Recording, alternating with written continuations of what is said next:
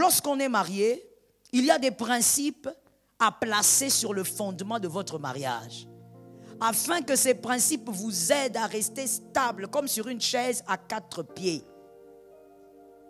Je t'ai dit au début, je t'ai parlé de l'information. Quand on n'a pas l'information, ma soeur, on peut mourir. Quand on n'a pas l'information, surtout la bonne information, on va faire des choses tout en croyant que c'est bien, alors que tu es en train de tout détruire. Voilà pourquoi la Bible dit la femme sage et l'insensé fait quoi? Détruit comment? De ses propres mains, pas les mains de quelqu'un d'autre. Oh non, j'étais envoûté. Faux. Ce sont tes mains qui ont détruit. Tu n'es pas sage.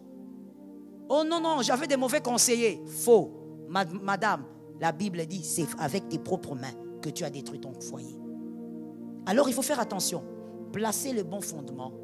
Placer des principes comme fondement dans un mariage pour éviter certains dégâts. Est-ce que quelqu'un m'entend?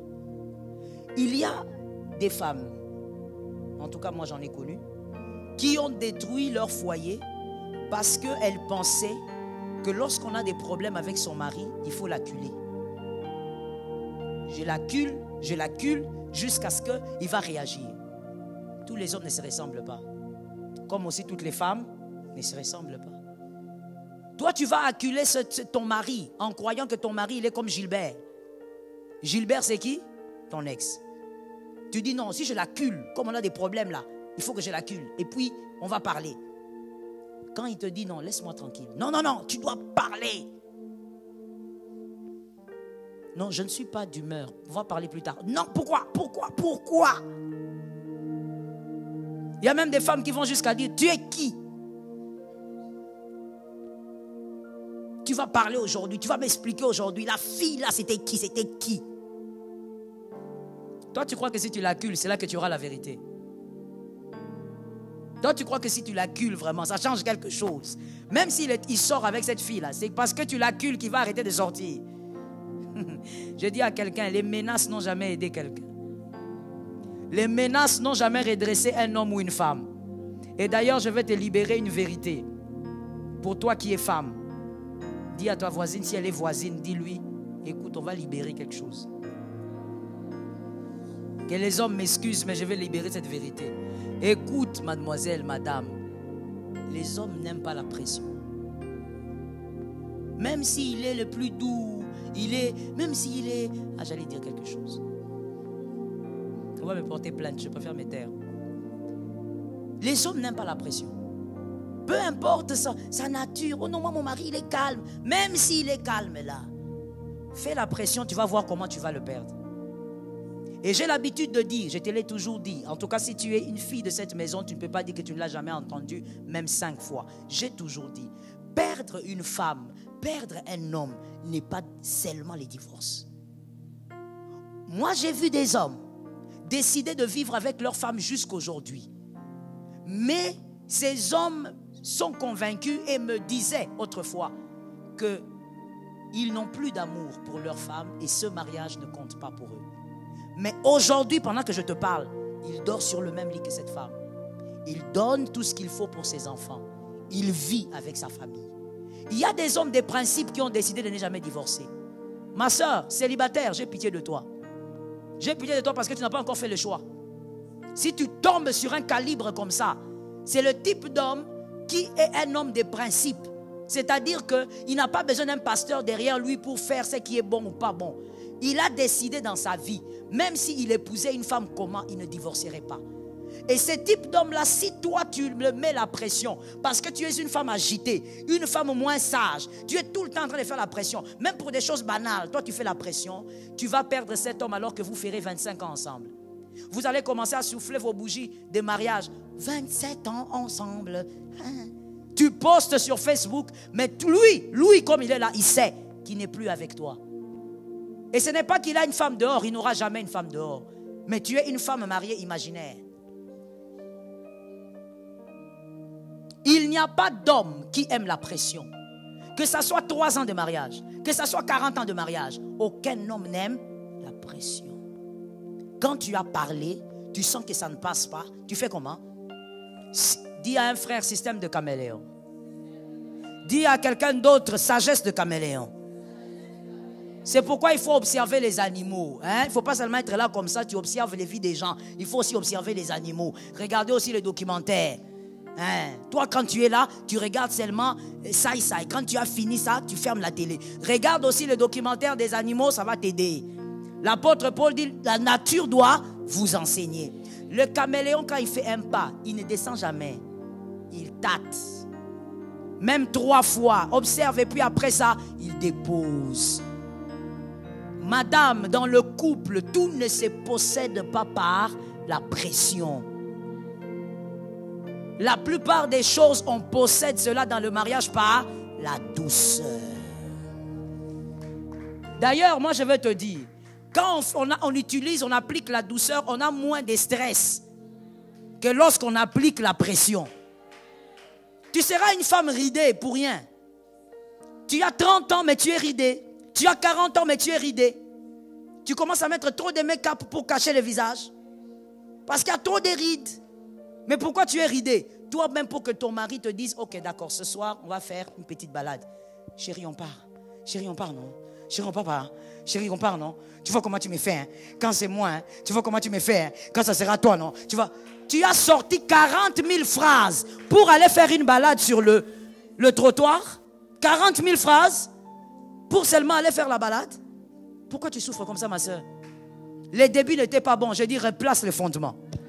J'ai aimé cet amen. Je dis, replace le fondement. Que quelqu'un me dise, je veux replacer le fondement. Quel autre me dit, je dois replacer le fondement. Quand le fondement est bon, tes filles, tes fils vont monter dessus. Et ils vont placer d'autres fondements avec facilité. Tu comprends ça? Moi, j'ai déjà vu un monsieur, un garçon me dire, maman, je veux me séparer de telle soeur. Je dis, mais pourquoi? Il me dit, maman, tu sais, quand je la regarde, quand je l'écoute parler, il y a des choses qu'elle dit, qu'elle fait. Dans ma conception des choses, une femme équilibrée ne peut pas être comme ça. Je dis, comment toi tu sais? Tu n'as jamais été mariée. Elle me dit, non maman, j'ai vu ma mère, j'ai vu mes soeurs. Oui, que tu le veuilles ou pas, c'est le noyau d'un homme. Tout homme normal, son noyau de référence, c'est sa maman, ce sont ses soeurs. Voilà pourquoi tu dois savoir où tu mets aussi les pieds. Parce que quand toi tu vas là-bas, tu vois déjà que la maman, là, mon gars, là, elle est déjà comme elle est. Sans discrimination. Mais chacun est chacun. Vrai ou faux? Ah, chacun est chacun. Ah, mais moi j'aime beaucoup les Bangala. Parce que mon gars là, tu ne vas pas souffrir. Ça veut dire que lui, il n'a même pas une petite sémence d'hypocrisie. Il n'est pas d'accord, il te vomit ça en face. Tu n'es pas d'accord, tu n'as qu'à balader. Ce sont les gens comme ça qu'on cherche. Et donc quand tu tombes sur une maman Mungala, c'est ta belle-mère. Ma soeur, sois forte. Sois forte, ton sang doit être chaud. Parce qu'elle va commencer à te balancer des choses. Toi-même tu te demandes, c'est quoi, j'ai fait quoi? Tu n'as rien fait. Et ils sont comme ça. Ils sont trop vrais, ils sont trop cash. Je rentre vers ce que je disais en disant, place les fondements. Le premier fondement à placer pour une femme mariée, le mariage parfait n'existe pas. Que ça rentre dans la tête. Célibataire, fais entrer. Prends déjà une bonne dose. Mais le mariage parfait n'existe pas. J'espère que tu as écrit 1. Le mariage parfait n'existe pas. Je veux prier aujourd'hui pour les frères qui sont là, les quelques frères que je vois. Débrouillez-vous pour m'inviter des hommes à la retraite. Les chefs qui n'est pas formés créent des familles désastreuses. Quand on est dans des moments de prière comme ceci, il faut que les hommes aussi soient formés. Le mariage parfait n'existe pas. Beaucoup de jeunes sœurs, en se mariant, ont été désillusionnées et ont même brisé leur foyer à cause de ça. Non, je pensais qu'il allait faire ceci, qu'il allait être comme ça. Ma sœur, le mariage parfait n'existe pas. Voici ce qui existe. C'est ça, le fondement que tu places. C'est dans une seule phrase, c'est toujours dans le point 1. C'est le premier fondement. Le mariage parfait n'existe pas. Il n'existe que des mariages intelligents. Le mariage parfait n'existe pas. Il n'existe que des mariages intelligents. C'est-à-dire de 2 personnes intelligentes. Une personne intelligente comprend quoi? Parce que certainement quelqu'un veut savoir de quoi il s'agit, un mariage intelligent. Une personne intelligente, par exemple, elle comprend d'abord ceci: qu'on ne brise pas son mariage pour les ordures. Non, on ne demande pas le divorce pour les ordures. Ce soir, une jeune sœur qui est déjà en train de se métamorphoser en ordure va redevenir normale. Cet amen est pourri.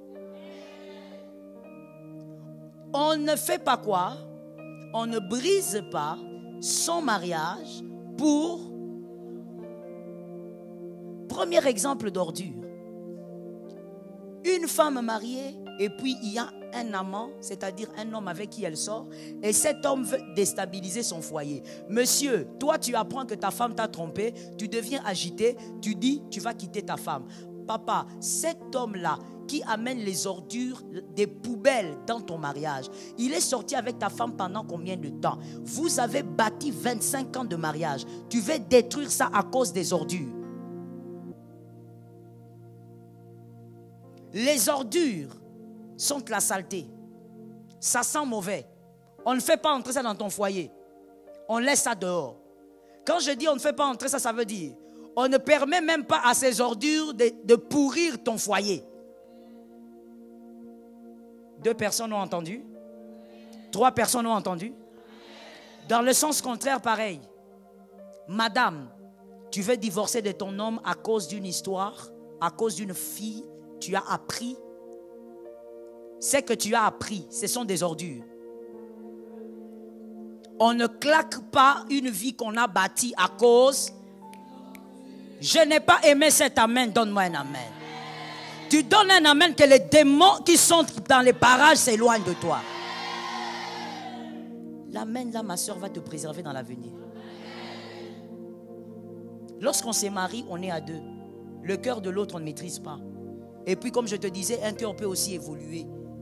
On ne sait pas ce que ton mari va devenir après 20 ans, après 25 ans. C'est l'amen d'aujourd'hui qui doit te délivrer demain. Alors écoute les principes et place ce fondement-là. Toi qui es marié, c'est pourquoi on avait dit cette fois-ci sont les mariés. Toi qui es marié, tu prends ce que j'ai dit là, tu places ça en dessous de ton mariage. On ne quitte pas son foyer à cause des ordures. Les ordures sentent mauvais. Les ordures, leur place c'est la poubelle. Toi tu es dans ton foyer, tu as bâti une histoire. Ce qu'on bâtit, on ne le renie pas à cause. Si ton mari voulait bâtir quelque chose, il allait venir te dire, écoute, je te quitte, je vais bâtir une histoire avec Juliette, avec Agnette, avec Caroline. Oui, il y a tous les noms là. Je sens qu'il y a des filles qui sont mal à l'aise maintenant là. Tu seras très mal à l'aise, ma soeur. Il faut sortir des ordures. Si toi-même tu sens qu'on t'utilise comme ordure, il faut sortir. Ce qui amène la puanteur dans le foyer. Je dis il y en a plusieurs, mais je parle d'abord de ça, parce que sinon je n'aurai pas le temps. L'infidélité, que ce soit de l'homme, de la femme. Mon frère, calme-toi d'abord. Je sais que les hommes n'aiment pas cet enseignement. Calme-toi d'abord. On vient te raconter ta femme a été infidèle, voici les preuves. Calme-toi d'abord. Tu dois peser que quelqu'un m'entende avec intelligence. Tu dois peser l'infidélité de ta femme ou de ton mari et peser ce que vous avez bâti. Une femme sage doit toujours avoir la balance. Une femme mariée chrétienne doit toujours avoir. Dis à quelqu'un balance. Dis à une autre balance. Tu dois avoir la balance. Arrête de vivre comme une femme moins sage dans l'église du Seigneur. Tu entends la parole de Dieu mais tu vis comme un bébé. Mais quand on te demande ton âge, tu as 38 ans. Trop vieille. À ton âge, ta maman a fait déjà des petits-enfants. Mais toi, à 38 ans, jusqu'à aujourd'hui, tu viens me dire, maman, aujourd'hui, c'est terminé. Mon mari, on l'a vu là-bas avec Jacqueline. On l'a vu avec Jacqueline. Il a bâti quoi avec toi? Il faut peser. Est-ce que quelqu'un m'entend? Les véritables batailles, non, je vais dire ça autrement. On n'arrive pas à avoir la victoire qui est attestée quand on est un boxeur en dehors du ring. La victoire est attestée quand on est un boxeur sur reste dans le ring. Cet amen est bizarre. J'ai compris. Non, regarde ce que j'ai compris. J'ai compris qu'ici, il y a beaucoup de filles qui sont déjà devenues ordures. Ordures. Ah, je choque, hein? C'est comme ça que je suis. C'est ça le ministère que j'ai. Moi, j'ai le ministère de la vérité. Tu veux que je dise des mensonges? Que je vienne avec mon carnet commencer à te dire des choses qu'on te dit d'habitude qui te caressent? Non, ma soeur. Tu es une ordure, il faut sortir de là. Ce qui amène la mauvaise odeur dans le foyer. Tu ne peux pas permettre que ton mariage subisse cela. Je suis en train de t'expliquer tout doucement, j'évolue, écoute bien. Ne permets pas que les ordures détruisent ton foyer. Pèse. Sois une femme intelligente, calmos. Ton agitation depuis que tu as 12 ans jusqu'à aujourd'hui. Quand on grandit en âge, on grandit aussi en maturité. Il y a aussi des attitudes ça tombe. Comme on dit, cola, non? Cola. Grandis. Ça veut dire que quand tu étais 17 ans, là, tu étais chaude, kobunda, tout ça. Mais quand tu grandis 25 ans, maintenant tu commences un peu à réfléchir. Celui qui est venu te raconter d'abord qu'il a vu ton mari, il veut quoi? Il faut d'abord lui demander, frère, tu veux quoi? Ma copine, ma meilleure amie, tu veux quoi? Bon, maintenant quand tu l'as vu là, tu veux toi quoi? Tu es venu pour détruire mon cœur. Tu ne vas dire à personne cette affaire-là, la personne va dire oui, j'acclame. Tu es venu me parler pour me détruire. Alors commence d'abord par éliminer les gens qui veulent détruire ton cœur. Pas d'ordure dans ton mariage. Pas d'ordure. Regarde comment les femmes moins sages, que tu aies 15 ans, que tu aies 25, que tu aies 70 ans, quand tu es une femme insensée, tu es insensée. Ce n'est pas une affaire d'âge. Regarde comment elle se comporte. Non, il exagère son infidélité. Allez, qu'ici. Bon, tu crois que c'est quand tu dis ça, que tu le confesses, que tu as changé quelque chose. J'ai l'habitude de dire aux femmes et aux hommes qui malheureusement subissent ce genre de choses. Dans la vie, il faut savoir ce qu'on veut. Si tu veux te battre, alors porte les armes pour te battre. Quand je dis te battre, ça veut dire te battre pour garder ton foyer. Ce n'est pas te battre avec... Toi-même, tu as complété. Il faut savoir ce qu'on veut dans la vie. Si tu veux commencer à crier comme une petite poule sans force, c'est comme tu veux. Mais si tu veux garder ce que tu bâtis, parce qu'une femme, on dit, elle bâtit. Le plan de la femme, c'est de bâtir. Quand tu as bâti, ma soeur, que cette prophétie tombe sur une femme mariée.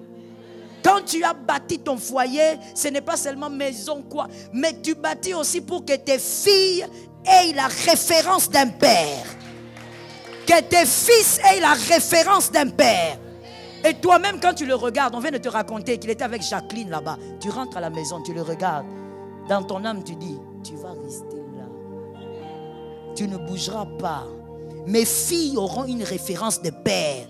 Mes fils auront une référence de père. Tout ça, c'est bâtir. Demande à un garçon qui n'a pas grandi avec son père. Il te dira ce que ça fait. Demande. Peut-être que toi, tu as eu la grâce. Tu ne comprends pas.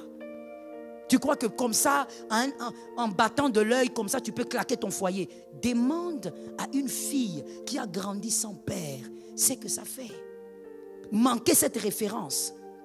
Quand tu bâtis tout ça là, ma soeur, que personne ne vienne te déstabiliser à cause d'une affaire extérieure.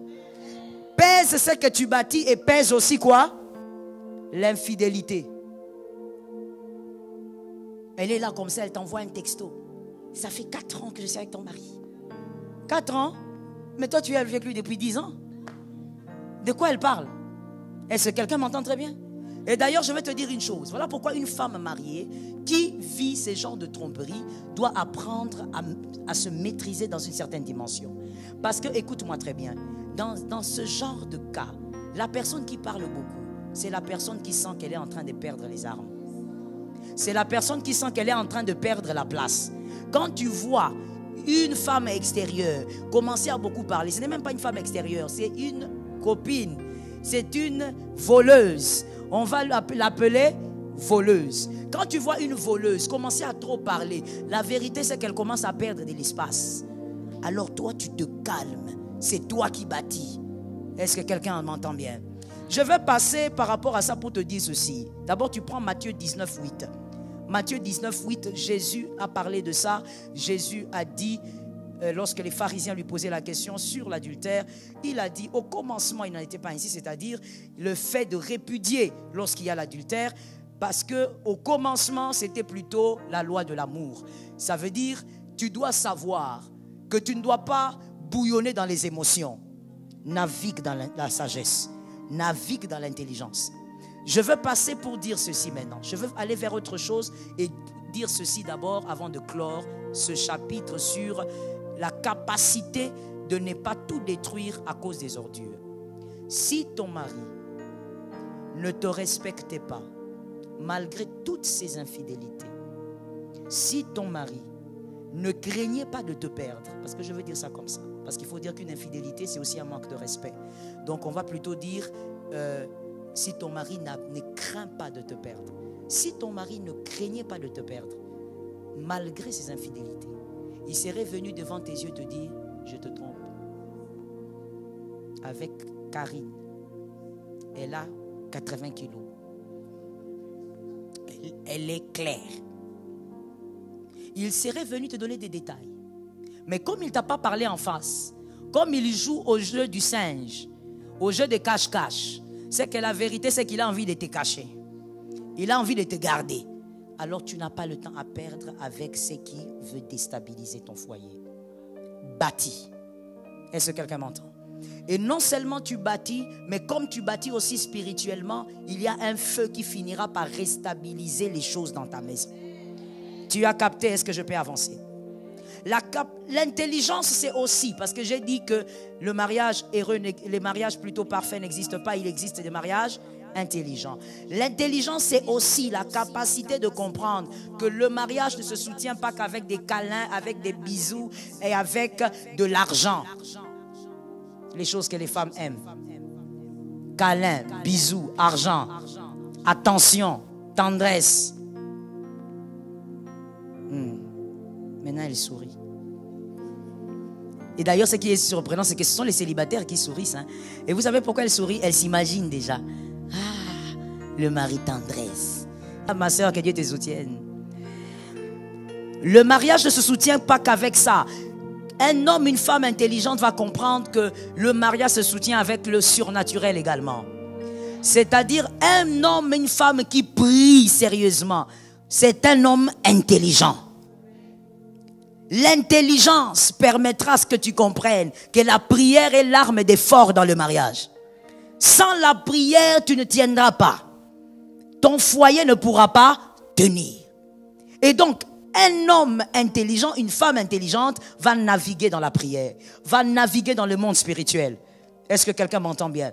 À des moments, tu pries, le Seigneur te dit, aujourd'hui tu vas dormir par terre, ton mari te dit câlin, tu dis chérie, câlin, tu as câlin pendant 4 minutes, les autres minutes je dors par terre parce que ce mariage doit être soutenu par le monde spirituel.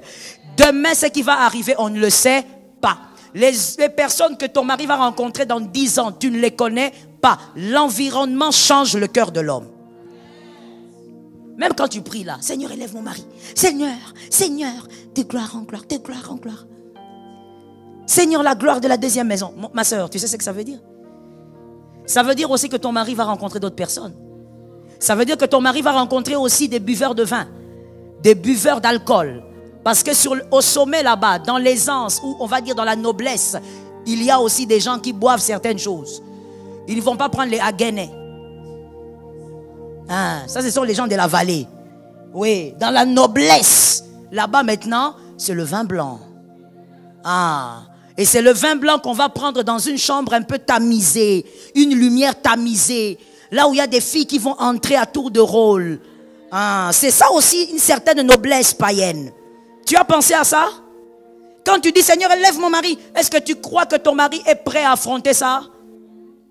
Il y a certaines choses qu'on ne demande pas pour demander. Même quand Dieu dit, voilà pourquoi Jésus lui-même a dit, on a demandé à Jésus comment prier. Jésus a dit, dans la prière, rappelez-vous, quelque part il dit, donne-nous notre pain. Ça veut dire le pain que je serai mangé aujourd'hui, papa, donne-moi. Mais qui a donné cet exemple de prière? Jésus lui-même. Jésus lui-même, il faut réfléchir, maman. 100% Dieu. Mais il te dit, il faut demander le pain que tu sauras manger aujourd'hui. Le pain que tu ne sauras pas manger. Ne demande pas, parce que toutes les femmes demandent, Seigneur, promotion, mon mari, Seigneur, qu'il monte. Tu vas aussi demander, qu'il descende. Tu vas réclamer la chute. Parce que tu ne sais pas que dans les hauteurs, les amis changent. Mais oui, ce sont même ces gens-là qui vont lui dire, ah, mon frère, toi jusqu'aujourd'hui tu fréquentes des gens comme ça. Mais non, toi quand c'est la pause, tu vas manger où? Non, quand c'est la pause, moi je vais manger à...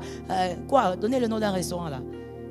Oui, moi je ne veux pas le citer pour faire la publicité. Mais il donne le nom d'un restaurant. Et puis ses amis vont lui dire, ah, toi vraiment jusqu'aujourd'hui tu vas manger là-bas.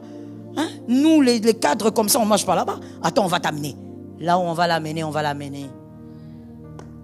Quand tu vas appeler, soit éteint, soit hors du périmètre.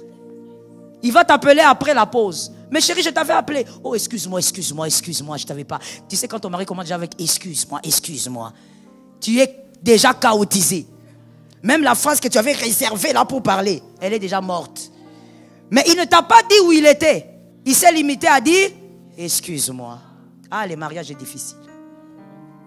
Quand tu demandes l'élévation, tu demandes qu'on élève ton mari, tu demandes, Seigneur, donne à mon mari l'argent. Attention, est-ce que tu sais ce que tu demandes? Je ne dis pas de ne pas le demander, mais je dis connais ton mari. Je dis aussi entre dans les systèmes de Dieu. Dis au Seigneur, Seigneur, donne. Mais au-delà que ta volonté. Stratégie. Dis à un frère, à une soeur, c'est Jésus lui-même qui a dit ça. Ma soeur, moi je prends seulement la prière de Jésus. Il était 100% Dieu. Mais quand il parlait, il savait ce qu'il disait. Il parle beaucoup et puis à la fin il dit que ta volonté. C'est tout. Tu dis Seigneur, moi je veux que mon mari soit millionnaire. Mais c'est toi qui connais le cœur. Que ta volonté. Qui voudra que son mari soit millionnaire pour que son mari soit démissionnaire? Les millions ne doivent pas amener la démission. Les millions doivent créer la responsabilité. Doivent créer, comment on dit, même, on peut dire même un toboggan pour les enfants. Que les millions ne créent pas un homme démissionnaire. Toi-même, tu vas commencer à regretter. Là, combien de femmes j'ai vues en train de pleurer. Maman, l'argent là. Maman, d'où c'est venu que ça rentre, que ça... Parce que quand l'homme n'avait pas cet argent, l'homme dormait avec elle. Depuis qu'il a commencé à voir certains billets, c'est fini.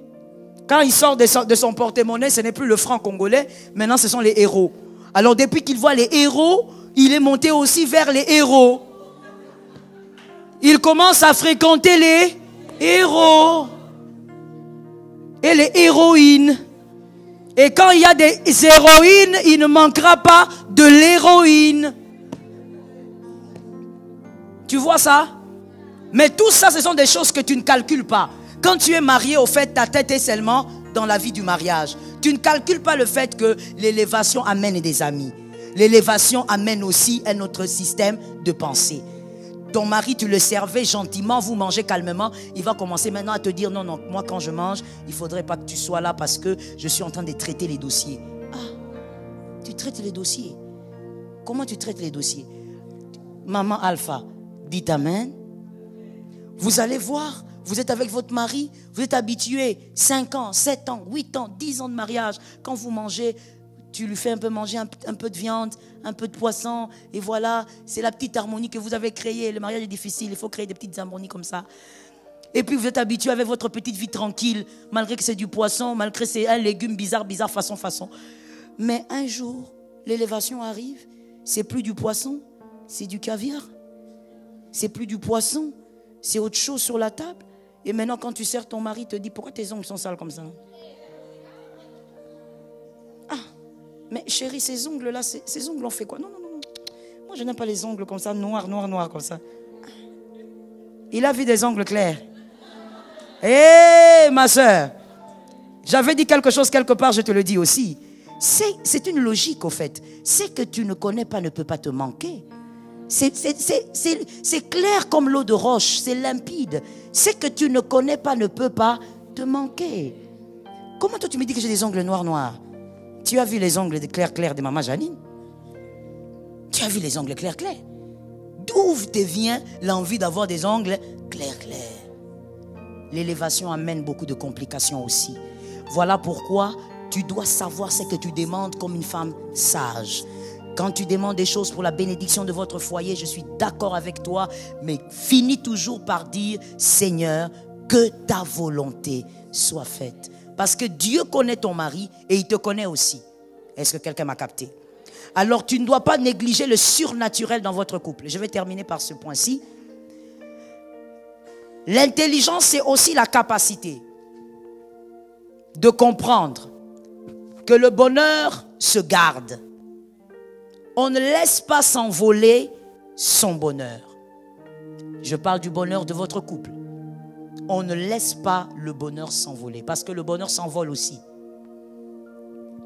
Et ça, bien aimé, pour avoir la capacité de comprendre et de gérer ça, il faut avoir de l'intelligence.